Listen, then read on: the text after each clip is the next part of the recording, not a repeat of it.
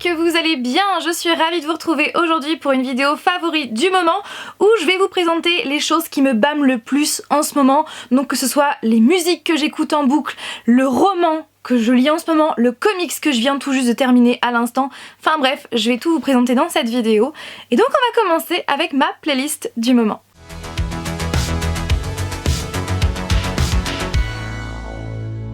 Je commence avec la musique I Don't Care du duo très inattendu Ed Sheeran et Justin Bieber. J'aime vraiment trop cette musique et je trouve que leurs voix vont parfaitement bien ensemble. Can We Pretend de Pink and Cash Cash, j'adore vraiment cette musique. De toute façon, j'adore Pink, c'est l'une de mes chanteuses préférées. D'ailleurs, pendant mon adolescence, avant que je découvre Lady Gaga, c'était vraiment ma chanteuse préférée. J'adore Pink et cette musique est hyper entraînante. Comme celle-là, celle de David Guetta feat. Ray pour Stay, Don't Go Away. Pareil, je la trouve hyper entraînante.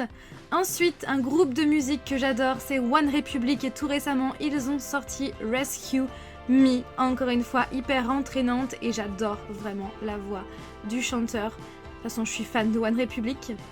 Ensuite, musique qui n'est pas sortie tout récemment, mais en fin 2018, il s'agit de Rhythm in My Blood de Icona Pop. J'adore ce duo de chanteuses, je trouve qu'elles chantent vraiment très bien et cette musique, j'adore. Même les paroles, j'adore. J'ai toujours été fan de Avicii, j'ai toujours trouvé que Tim Bergling avait un talent juste incroyable, c'est vraiment un excellent artiste. Et donc récemment était sortie la musique SOS avec donc Aloe Black et là est sortie donc Without Love. Pour tout vous avouer, la première fois que je l'ai entendue, j'ai eu des frissons, je la trouve vraiment mais hyper... j'adore, franchement j'adore cette musique. Et donc vivement le 6 juin pour que je puisse me procurer donc l'album posthume de Avicii. Je vais maintenant vous présenter deux musiques de Billie Eilish, j'adore cette chanteuse, je la trouve vraiment... Je trouve qu'elle a un style assez particulier, elle est originale et elle a vraiment un talent juste incroyable. Donc Ocean Eyes et Bad Guy bien évidemment. I'm a bad guy. Duh. J'adore, je trouve que c'est vraiment hyper original, elle sort des sentiers battus et je suis vraiment fan de son talent, de son travail.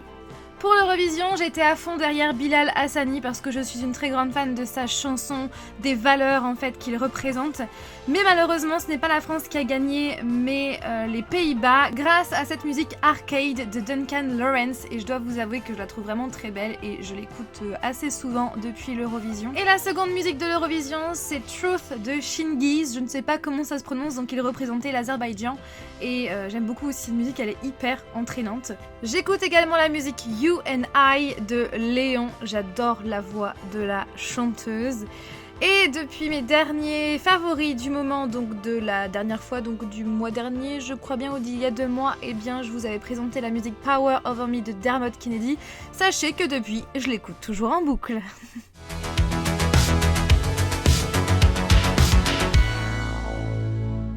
Alors, pour la catégorie jeux vidéo, j'ai ça à vous présenter. Alors, ce n'est pas un jeu vidéo, mais vraiment du sport. Voilà, c'est un coaching maison.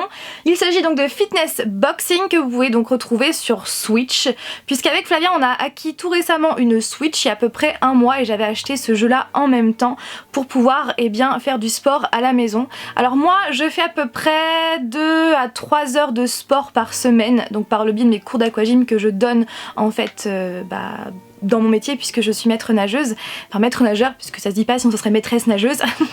Et donc voilà, je fais du sport par le biais des cours que je donne parce que voilà, je les fais vraiment très à fond, ça me permet de faire mon sport en même temps. En plus de ce sport que je pratique donc par le biais de mon métier, je voulais donc en faire en plus à la maison et donc j'en fais grâce à ça. Donc c'est tout simplement de la boxe. Tout simplement, et on ne fait pas que les bras, on fait aussi les jambes, des esquives, etc. Et je trouve que c'est hyper, je trouve que c'est hyper ludique. Et puis clairement, je transpire grave. En plus de ça, les postures sont très bien expliquées. Vous avez des entraînements, des enchaînements, etc. Vous avez votre suivi de courbes, de calories, de coups de poing donnés par entraînement. Il y a un entraînement par jour, un gros entraînement par jour. Après, vous pouvez choisir la partie du corps que vous voulez travailler, si c'est plus cardio ou pas, rapide ou pas, et puis vous pouvez donc choisir le temps de travail, c'est 10 minutes, 30 minutes, 40 minutes, etc. Et donc en plus de ça, vous pouvez aussi, donc en plus de l'entraînement donc par jour, de l'entraînement quotidien, vous pouvez rajouter d'autres petits entraînements à côté. Et les musiques, moi j'aime beaucoup parce qu'il y a par exemple Lady Gaga, Born This Way, Bad Romance qui est ma préférée de Lady Gaga. Il y a aussi Maroon 5 avec Moves Like Jagger ou encore Sugar, il y a One Direction, Justin Bieber, il y a Meghan Trainor, Pitbull, Kelly Clarkson, Aqua, Avril Lavigne, 5 Seconds of Summer, etc., etc. Bon, par contre, ce ne sont pas des musiques enregistrées en studio, vous n'avez pas le chanteur, les chanteurs qui chantent, vous avez juste en fait l'instrumental et c'est hyper entraînant et voilà. Donc gardez la forme grâce à votre coach de boxe personnel ou quand et avec qui vous voulez. Et franchement, je trouve que c'est vraiment un concept plutôt pas mal. D'ailleurs, je vais vous montrer quelques images. Voilà à quoi ça ressemble. Vous avez le coach que vous pouvez choisir qui est juste au milieu, la séance du jour que j'ai déjà faite aujourd'hui, l'entraînement libre et après vous pouvez donc, vous avez des leçons pour vous montrer comment bien faire les mouvements. Vous avez le calendrier qui est juste là. Donc bien évidemment, vous avez donc les petites manettes avec les dragons pour pouvoir ne pas les lâcher n'importe où, bien évidemment, pour qu'elles soient bien maintenues dans votre main et avec votre poignet. Et donc vous les avez dans les mains et le but c'est tout simplement de donner en fait des coups dès que ça arrive dans la partie, dans le carré tout simplement, dans la cible. Donc il vous explique bien comment faire, vous avez le timing qui est juste en bas et c'est vraiment, je trouve, hyper bien fait. Donc le but bien évidemment c'est de taper en fait dans le petit carré et c'est vraiment, je trouve que c'est bien en fait comme petite séance de sport faite à la maison.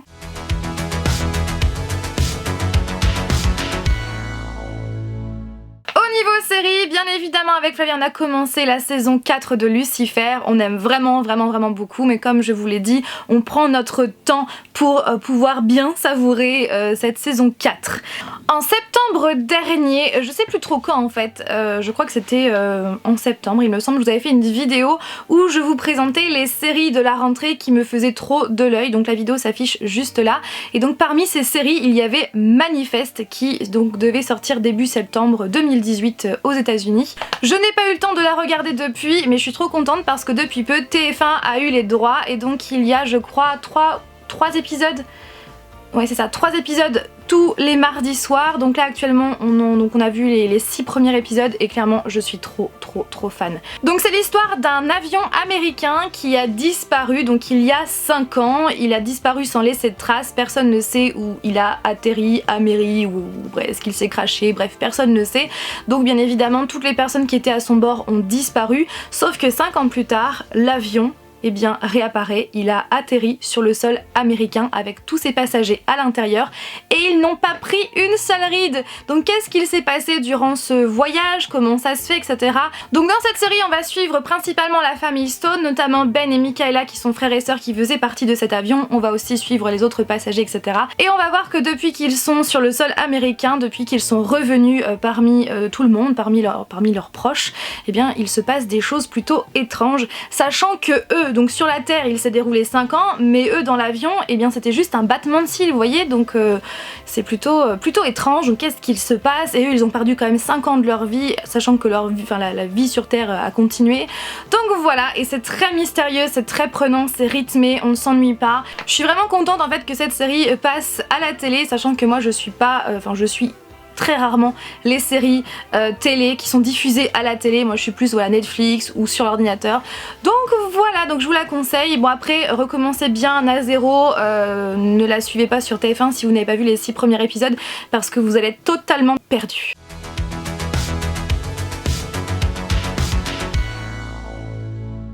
Au niveau film, Cimetière, basé sur l'œuvre de Stephen King. Franchement, je n'ai pas du tout été déçue de ce film. Donc c'est l'histoire de la famille en fait Creed, donc le papa, la maman et les 2 enfants, ainsi que le chat. C'est très important de mentionner le chat. Ceux qui ont vu le film, vous savez pourquoi. Et en fait, ils vont habiter dans donc emménager dans une ville dans le Maine. Oui, comme la ville de Derry dans ça. Oui, tout est lié chez Stephen King. La famille va alors s'apercevoir qu'il y a un cimetière pour animaux juste à côté de chez eux. Et il va se passer des choses plutôt étranges. Et un jour, il va se passer justement un truc assez important pour la famille Creed. Donc le papa va essayer, va aller voir son voisin pour en savoir plus, etc. Il va se passer des choses de plus en plus étranges et clairement ça fait grave frissonner, vraiment ça fait frissonner, ça fait sursauter aussi de temps en temps. Bon, je dois vous avouer que la fin, je m'en doutais, clairement je m'en doutais, mais je trouve que c'est vraiment logique et j'ai hâte de me procurer le DVD, enfin plutôt le Blu-ray parce que je crois que ça va être que sur le Blu-ray. Il va y avoir des scènes coupées et aussi une fin alternative, donc j'ai vraiment hâte de voir ça.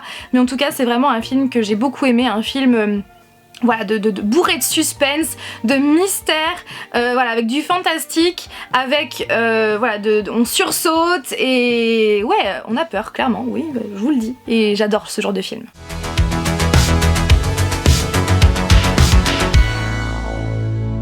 Il y a très peu de temps, j'ai commencé le 4e tome de Miss Peregrine et les enfants particuliers, la carte des jours par Ransom Riggs chez les éditions Bayard. Vous le savez, l'amour que je porte pour cette saga, si je devais citer qu'une saga fantastique parmi toutes les sagas fantastiques que j'aime, je citerai celle-là sans hésiter tellement j'aime trop. Voilà, j'ai adoré les 3 premiers livres, donc la première trilogie, et donc là c'est le premier d'une nouvelle trilogie, toujours avec les mêmes personnages, et je suis tellement fan de ce livre. Encore une fois, je suis tellement contente aussi de retrouver ces personnages qui m'ont tellement manqué, que j'avais tellement aimé dans cette première trilogie, voilà, et je suis trop fan, je suis toujours autant fan de cette saga, c'est un truc de fou, il se passe plein de choses, des choses que... Voilà, et de toute façon je ferai une chronique vraiment beaucoup plus détaillée une fois que je l'aurai terminée, et puis il y a toujours ces photos à l'intérieur en fait que Ransom Riggs a inséré. Donc ce sont des photos qu'il a trouvées en brocante un petit peu partout et qu'il insère justement dans son récit pour appuyer le récit, et c'est vraiment un super bel objet livre. Même si, comme je vous l'avais dit dans ma vidéo book haul, je l'ai acheté ondulé, là ça va beaucoup mieux hein. Donc voilà, je vous en parle très prochainement parce que je pense que je vais très prochainement le terminer.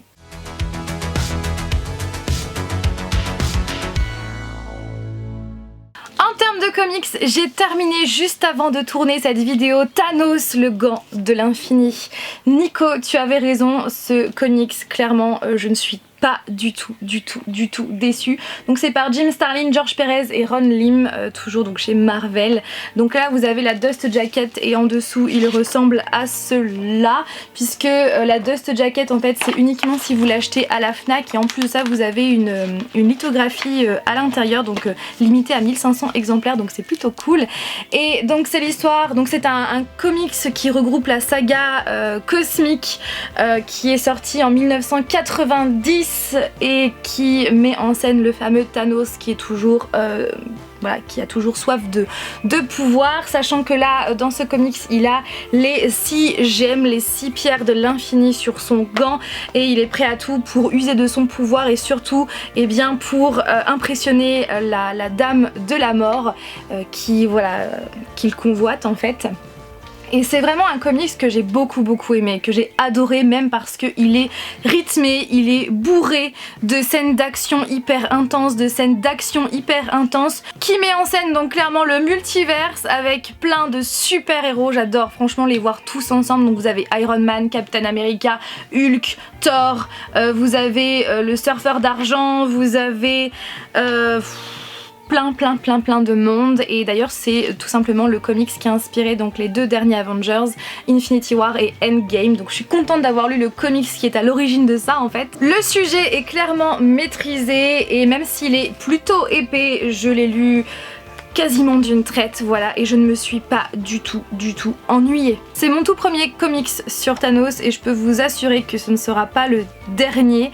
Au niveau dessin, c'est vraiment des dessins, je vais pas vous montrer ça, ça va spoiler. Ce sont vraiment des dessins qui sont très flashy, très colorés, très années 60. Alors je dois vous avouer que ce n'est pas non plus mes dessins préférés, mais le temps d'un comics, ça ne me dérange pas du tout, bien au contraire. Donc du coup je vais m'empresser d'acquérir le précédent en fait, je crois que c'était donc la quête de Thanos, donc le comics où justement il fait tout pour avoir ses pierres. Et il y a de suite la guerre de l'infini et la croisade de l'infini qui vont après ce comics, que pareil je vais lire sans hésiter et je vous le conseille. Après je pense que ce n'est pas non plus un comics qui pourrait plaire à tout le monde au vu de ses dessins, au vu de l'histoire qui comment dire est quand même riche en événements, riche en informations et aussi en personnages. Donc voilà, en tout cas moi j'ai adoré, j'ai passé un trop bon moment. Donc sur ce, j'arrête de parler, n'hésitez pas vous aussi à partager en commentaire vos favoris du moment. Je vous fais donc tout plein de bisous et je vous dis à vendredi prochain pour une nouvelle vidéo. Bye!